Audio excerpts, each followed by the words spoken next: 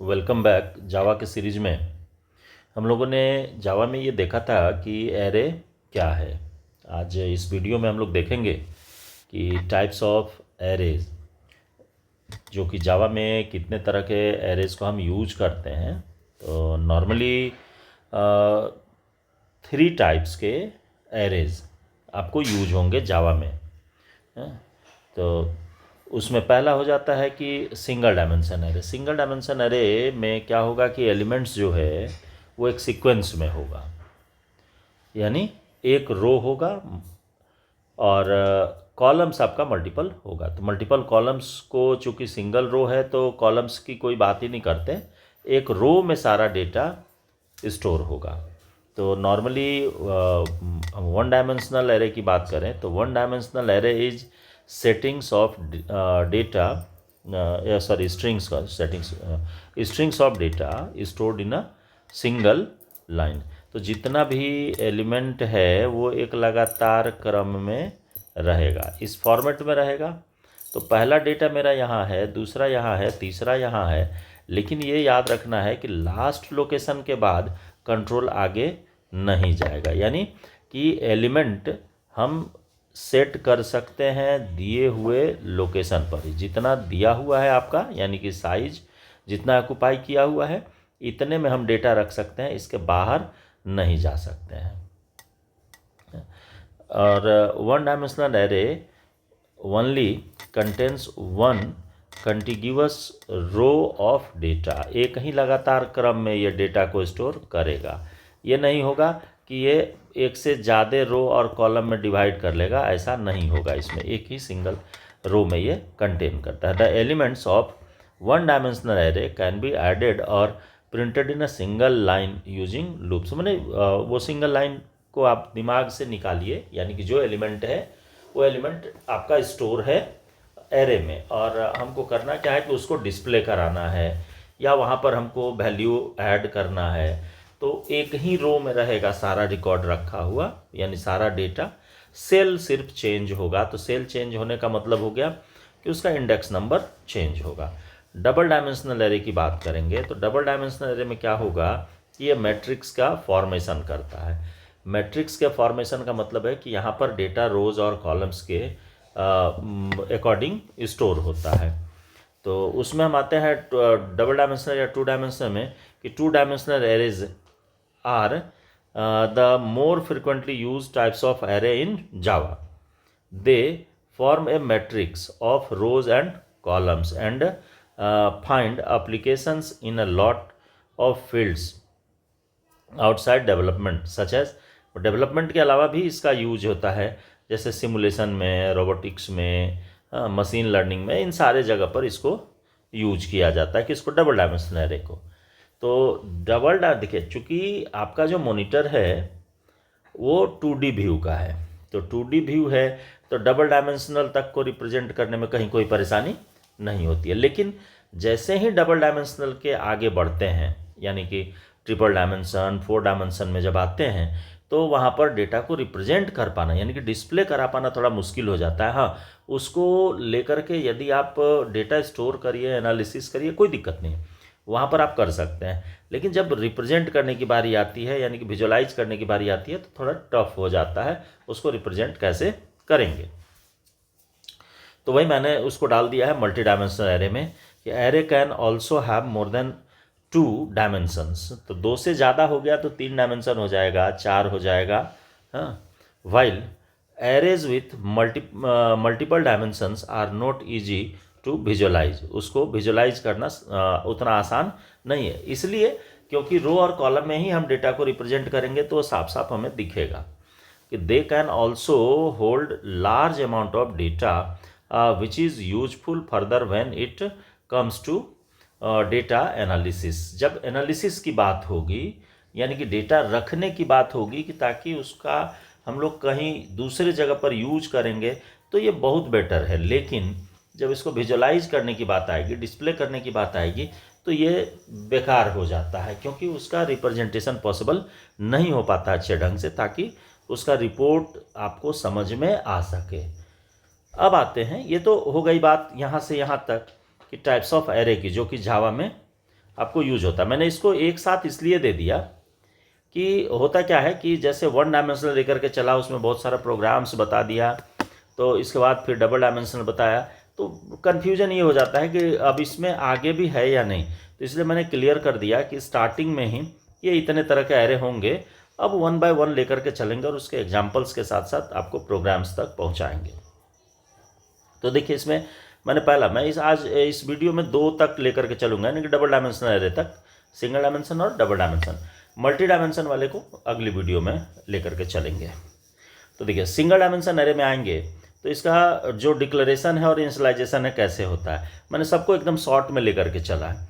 देखिए सबसे पहला कि इसको डिक्लेयर करेंगे तो डेटा टाइप हो गया इंटीजर, इसके बाद स्क्वायर ब्रैकेट दे दिया, फिर जो भी ये रहेगा नंबर, मान लो हमने नाम यहाँ नाम रखा इक्वल टू न्यू इंट, और उसके बाद उसमें 5 कर दिया। तो दैट मीन्स कि ये जो नंबर नाम का एरे बना ये 5 एलिमेंट कंटेन कर सकता है। तो जस्ट मैंने उसको नीचे भी उसको डिक्लेयर करके आपको दिखा दिया है कि इनिशियलाइजेशन के साथ ये सिर्फ डिक्लेयर हुआ, यहाँ मैंने इनिशियलाइज कर दिया, यानी कि ये जो है ये dynamic memory allocate, dynamically allocate करके देन ट्रांसफ़र कर रहा है। और यहाँ पर क्या है कि स्टैटिकली है, डायरेक्ट वैल्यू हमने डाला। तो चूंकि न्यू कीवर्ड लगा नहीं, तो न्यू लगता है तो डायनामिक हो जाता। तो यहाँ पर डायनामिक की कहीं कोई बात नहीं होती है, स्टैटिकल एलोकेशन है, यानी कि डायरेक्ट हम इनिशियलाइज कर रहे हैं। तो 10 है, 20 है, 30 है, 40 है, 50 है, तो ये स्वाभाविक है कि ये नीचे वाले केस में जो ये नम्स बन रहा है एरे, इसका साइज ऑटोमेटिक 5 वो असाइन कर देगा। ऊपर वाले में 5 हमको बताना पड़ा, इसमें फिर हमको इनपुट करना पड़ेगा, और यहाँ पर ऑलरेडी डेटा इनिशियलाइज कर दिया गया। अब देखिए हम इस एलिमेंट को जो कि रखे हुए हैं इसको एक्सेस कैसे करेंगे। तो एक्सेस करने के, अब इसको एक्सेस करना है तो एक्सेस करने के लिए इंडेक्स बताना पड़ेगा। इंडेक्स आप जैसे ही बताएंगे, जैसे 0 बताया तो 0 बताया तो कौन वाला दिखाएगा, ये 10 वाला एलिमेंट। तो वही मैंने डाल दिया कि आउटपुट जो होगा इसका ये कितना हो जाएगा, 10 हो जाएगा। यहाँ 1 दे देंगे तो 20, 2 दे देंगे तो 30। इस तरीके से जो इंडेक्स बताएंगे उस इंडेक्स से वैल्यू को ये डिस्प्ले करेगा। अब देखिए इसका एक छोटा सा एग्जाम्पल कि सेम इसी को उठा करके कि कैसे इसको आप डिस्प्ले कराएंगे सारे एलिमेंट को। ये तो एक वो सिंगल दिखाए, अब यहाँ आ जाइए कि सारे एलिमेंट को दिखाना है। तो क्या करेंगे कि टेस्ट नाम का क्लास लिया, मेन में आ गए, और जो ये वाला लाइन है ना इसको उठा करके यहाँ पर मैंने यूज कर दिया। देखो सिर्फ वैल्यू चेंज है, वही चीज़ है स्टैटिकली। अब ये कितना एलिमेंट है ये तो गिनना पड़ेगा ना। इससे ज़्यादा बेटर है कि मैंने पिछली वीडियो में आपको बताया था कि एरे का एक लेंथ नाम की प्रॉपर्टी है, उसको जब आप कॉल कीजिएगा तो वो उसके साइज को रिटर्न करता है कि कितना एलिमेंट है। तो यहाँ पर वही किया मैंने कि int I equals to 0, I is less than numbers dot length, उसका लेंथ आ गया कि टोटल नंबर ऑफ एलिमेंट कितना है, और आई जो प्लस प्लस हो गया। तो ये क्या करेगा, ये लूप जो चलेगा तो इस लूप में अब आई वाले लोकेशन पर क्या एलिमेंट है वो आपको प्रिंट होते चला जाएगा। ये आई जो है यहाँ इंडेक्स के लिए दे दिया कि ये आपको मैसेज देगा कि एलिमेंट एट इंडेक्स आई का वैल्यू जितना भी रहेगा कोलोन और देन नम ऑफ आई, उसका वैल्यू प्रिंट करेगा कि 0 वाले लोकेशन पर 1 है, फिर 1 वाले लोकेशन पर 2 है, 2 वाले लोकेशन पर 3 है। ये आपको वैल्यू यहाँ पर इसी फॉर्मेशन में प्रिंट करते जाएगा। और एलन है लगा हुआ, तो एलन है तो लाइन बाय लाइन ये प्रिंट करेगा ऊपर से नीचे की तरफ। अब आइए, ये तो हो गया कि फिक्स वैल्यू था तो दिखा दिए। तो दूसरा जो डायनामिकली एलोकेट कर रहे हैं उसको हम इनपुट कैसे उसमें लेंगे इसकी बात करते हैं। तो आप जान ही रहे हैं, java.util.scanner डाल दिया, इंपोर्ट कर लिया, और टेस्ट आपका क्लास हो गया। और देन यहाँ देखिए स्कैनर का ऑब्जेक्ट है, और स्कैनर का ऑब्जेक्ट के बाद साइज हमने इनपुट ले लिया, किस में, साइज नाम के वेरिएबल में। और साइज नाम के वेरिएबल में इनपुट लेने के बाद अब यहाँ एरे डिक्लेयर किया और इसका साइज यहाँ बता दिए। तो जब साइज बता दिए तो इस केस में क्या हो जाएगा कि अब ये जो एरे बना नंबर्स, इसका साइज जितना हम इनपुट किए रहेंगे उसके साइज पर डिपेंड कर गया। 5 देंगे तो 5 एलिमेंट के लिए बनेगा, 10 देंगे तो 10 एलिमेंट के लिए बनेगा। और इसके बाद यहाँ पर आकर के उसके साइज को प्रिंट किया और देन इनपुट मांग लिया। देखिए I equals to 0, I is less than size and I plus plus. और यहाँ पर हमने दिखा दिया कि एलिमेंट ऑफ आई प्लस 1, यानी कि पहला दूसरा, जैसे 0 दिखा था पहला बार तो उसमें +1 कर दिया, तो पहला एलिमेंट दूसरा एलिमेंट क्योंकि इंडेक्स ना मेरा 0 से स्टार्ट हो रहा है, लेकिन एलिमेंट तो ये पहला होगा, 0 एलिमेंट तो प्रिंट करेंगे नहीं, नहीं तब तो एरे का इंडेक्स आप बता देते, तब फिर हम आई डायरेक्ट दे सकते थे।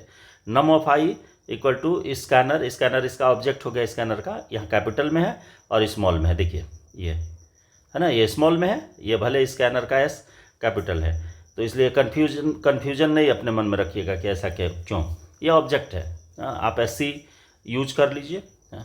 Scanner dot next line, next int, next line करेंगे तो स्ट्रिंग हो जाएगा, नेक्स्ट इंट। तो ये क्या करेगा, पूरे एलिमेंट को ये इनपुट ले लेगा बार बार लूप चल के, और जब ये इनपुट हो गया देन आउटपुट आप जान ही रहे हैं, एलिमेंट्स ऑफ एरे आर और साइज तक लूप चलाया और देन सारे एलिमेंट को प्रिंट कर दिया, और फाइनली स्कैनर को आप क्लोज कर सकते हैं। अब आइए कि डबल डायमेंशन एरे में आते हैं। तो ये तो सिंगल डायमेंशन की बात हो गई। सिंगल डायमेंशन में बहुत सारा क्वेश्चंस है। क्वेश्चंस आपको मिल जाएगा टेलीग्राम पर, आप देख लेंगे, टेलीग्राम पर मैं डाल दूंगा इसको।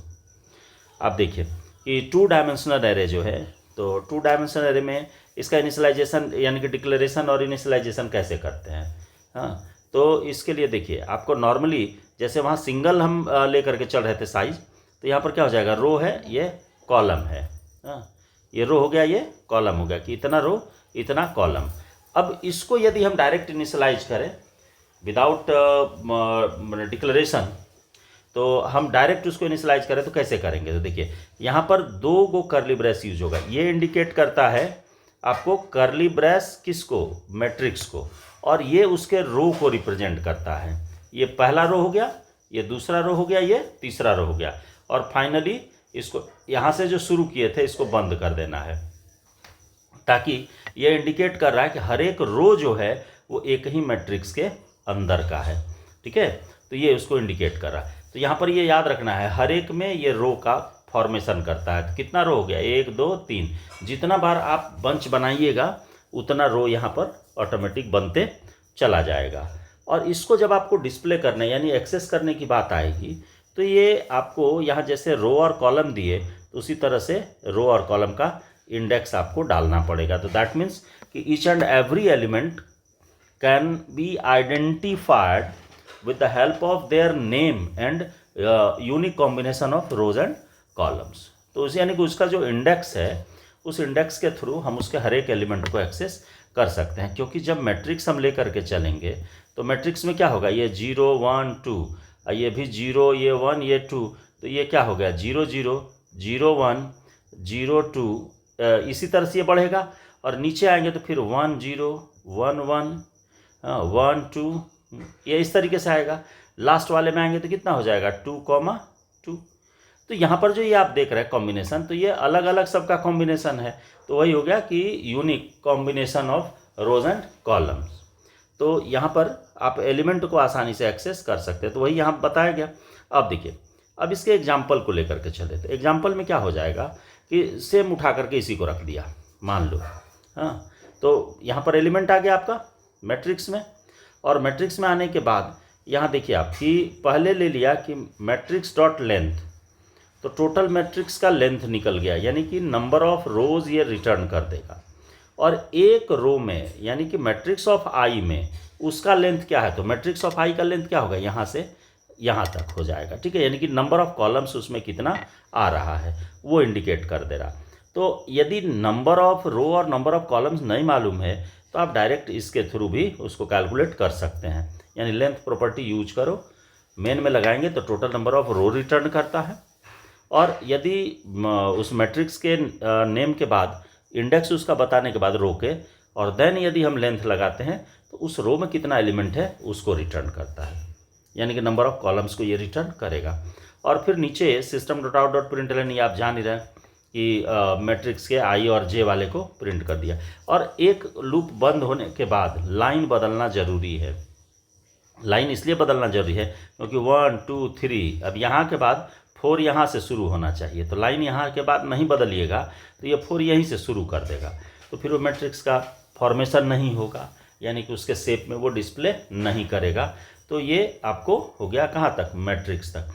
इसमें एक दो और प्रोग्राम मैं बताऊंगा, लेकिन पहले 3 डायमेंशनल बताने के बाद। तो ये वीडियो लंबी हो जाएगी, इस वीडियो में इतना ही, इसीलिए मैंने 2 ही टाइप लेकर के चला था। कल वाली वीडियो में मैं 3 डायमेंशनल के बारे में और 4 डायमेंशनल के बारे में बताऊंगा। तो मिलते हैं अगली वीडियो में।